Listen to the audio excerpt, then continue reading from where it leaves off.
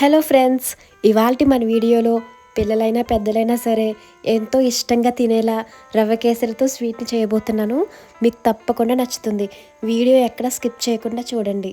ఇంకా ఆలస్యం చేయకుండా స్టార్ట్ చేసేద్దామా మరి. ఇప్పుడు ఒక మిక్సీ జార్లో హాఫ్ కప్పు కంటే తక్కువగానే బెల్లాన్ని తీసుకుంటున్నాను. అలాగే పెరుగు, ఇప్పుడు పాలను వేసుకుంటున్నాను. మీరు కాస్త చల్లార్చుకున్న పాలనైనా వేసుకోవచ్చు, పచ్చి పాలనైనా సరే వేసుకోవచ్చు. ఇప్పుడు నెయ్యిని వేసుకుంటున్నాను.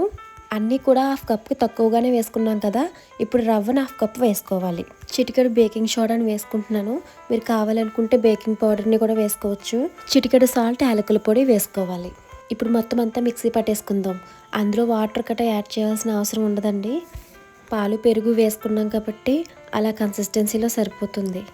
చూస్తున్నారు కదా, ఆ విధంగా ఉండాలి. బాగా పలుచగా కాకుండా తిక్కుగా కాకుండా అలా ఉంటే సరిపోతుంది. ఇక్కడ నేను బౌల్కి నెయ్యిని అప్లై చేసుకున్నాను, పిండి అంటుకోకుండా ఉండటానికి. మీరు కావాలంటే ఆయిల్ని కూడా అప్లై చేసుకోవచ్చు. మనం ముందుగా మిక్సీ జార్లో నెయ్యి వేసుకున్నాం కదా, నెయ్యికి బదులుగా రిఫైండ్ ఆయిల్ ఏదైనా సరే, శనగ నూనె కాకుండా సన్ఫ్లవర్ ఆయిల్ లేదా రైస్ బ్రాండ్ ఆయిల్ ఏదైనా వేసుకోవచ్చు. ఇప్పుడు దాన్ని ఒక బౌల్లో వేసుకున్నాం కదా. ఇప్పుడు గ్యాస్ మీద మీరు కడాయి కానీ కుక్కర్ కానీ ఏదైనా పెట్టుకోండి. స్టీల్ అనేది లేకపోతే అలా హీట్ రావడానికి పైకి ఏదో ఒకటి పెట్టుకోవాలి, హోల్స్ది. ఇప్పుడు దాని మీద ఒక స్టీల్ ప్లేట్ వేసుకున్నాను. ఇప్పుడు దానిపైన మనం ముందుగా కలిపి పెట్టుకున్నాం కదా బౌల్లో, అది పెట్టుకుందాం. ఇప్పుడు దానిపైన మూత పెట్టేసి ఒక 25 నుండి 30 నిమిషాల పాటు బేక్ చేసుకోవాలి.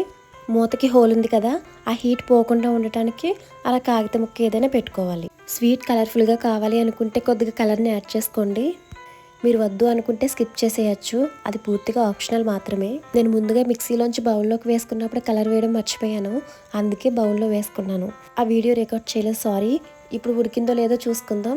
చూసారు కదా, నాకు చాక్కి అంటుకోలేదు. అలా పిండిలా అంటుకోకపోతే ఉడికిపోయినట్టే. ఇంకా చాక్ కానీ లేదా ఏదైనా టూపిక్తో కూడా చూసుకోవచ్చు, ఉడికిందో లేదో తెలిసిపోతుంది. ఇప్పుడు చివరిగా ఒక గిన్నెలో బెల్లాన్ని వేసుకుని అందులో కొద్దిగా వాటర్ని వేసుకోవాలి.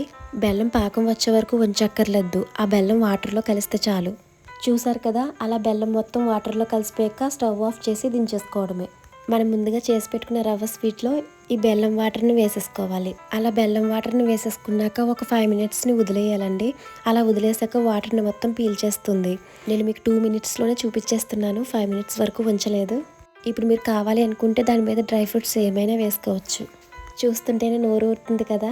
మీరు కూడా తప్పకుండా ట్రై చేయండి, చాలా బాగుంటుంది. మీకు కనుక ఈ వీడియో నచ్చినట్లయితే లైక్ చేయండి, సబ్స్క్రైబ్ చేయండి. Thanks for watching.